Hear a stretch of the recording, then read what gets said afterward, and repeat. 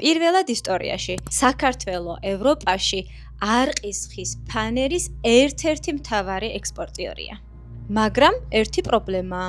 საქართველოში ფანერის დასამზადებლად გამოსადეგი არყისხე არ ხარობს. მაშინ საიდან გვაქვს ეს ნედლეული? რუსეთიდან, რომელსაც ევროკავშირმა სანქციები დაუწესა უკრაინაში ომის გამო.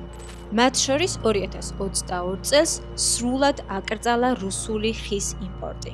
რუსეთმა გზა იპოვა. ჯერ თურქეთი და ყაზახეთი ჩართო. ხოლო როცა ეს კარიც დაიხურა, შეზღუდვების თავიდან არიდების სქემაში საქართველო გამოჩნდა. შედეგად რუსული არყისხის ფურცლები შემოდის საქართველოში. აქ მუშავდება, იკრავს ქართულ ეტიკეტს და მერე ევროპაში გადის. ეს სქემა იმდენად ეფექტურად მუშაობს, რომ ექსპორტით ჩინეთსაც გადაუსწარით. ასე ძლიერდება ქართული ეტიკეტით რუსული ეკონომიკა.